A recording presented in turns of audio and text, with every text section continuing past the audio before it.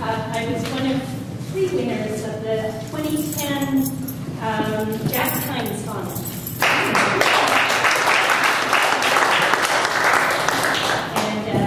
It's in this latest issue. So the 3 poems will be, I think, kind of poems of place and political poems, a little of each. Gyre, after Camille Martin's box sonnets.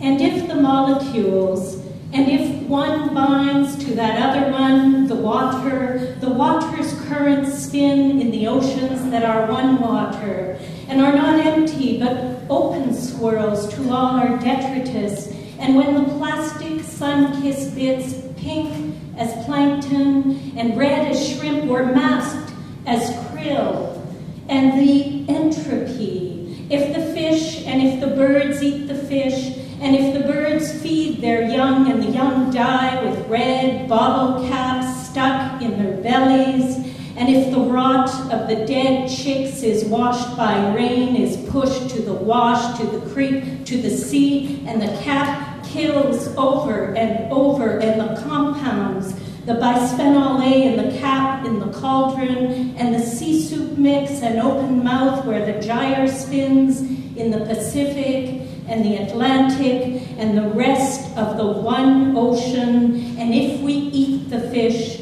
and if the molecules.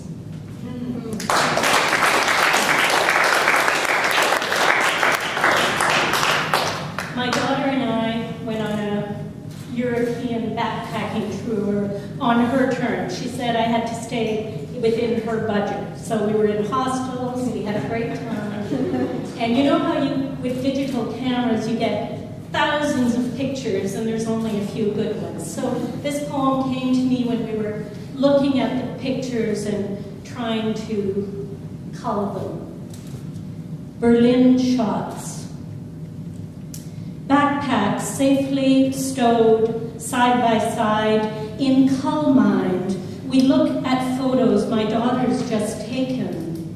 Our choice to keep or not, like the Holocaust Memorial. 2,000 deep-rooted gray monoliths hold their place in a cityscape of ash-infused concrete. A monument meant mental gesture that sinks down in its collar with shame for a full city block, and wind-size a wish for atonement we all share, a history of mistakes we can't just step over, like this shot of our mother-daughter line, 2 thick brick rows sleeked down by rain, pummeled into parallels, my foot in the east, hers in the west, legs crossed, we hold on to each other for balance and unplanned perpendicularity, this very spot,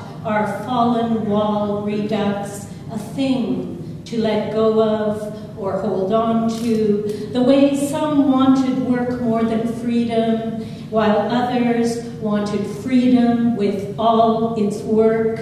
Next up, video shot, bloody footprints, random, on a Nachtclub floor. My daughter's outing with hostile youth, one guy's bare feet, step and step again on broken beer glass, slip in flash-frozen map to a techno-beat pulse, Crimson Boy, a naked tourist now, anesthetized to pain he claims as his small price to pay for freedom and for fun. It's all the same to him. Free shots, woohoo! He yells into the camera, his checkpoint Charlie, wiped clean of memory and bullet-ridden bodies that dangle and flop as his does when the bouncers lead him to the door, unfettered fact of blood washed down a drain, a liquid red pub crawl through old sewers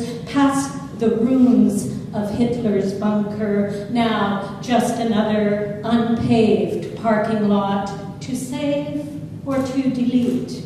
The German answer, a fitting compromise to note but not aggrandize. And in the Bebelsplatz, the scent of burning books, or is that diesel, through drizzly fog, whitewashes empty shelves. The lens is blind for once to all the names of Stasi spies, the lists, and death to the retelling to the ministry of ministries, the little trespasses, recordings of heated words between parents and their progeny, the black and white of it all, this gallery of family regrets lost in a drawer, someone forgets where, but there and there.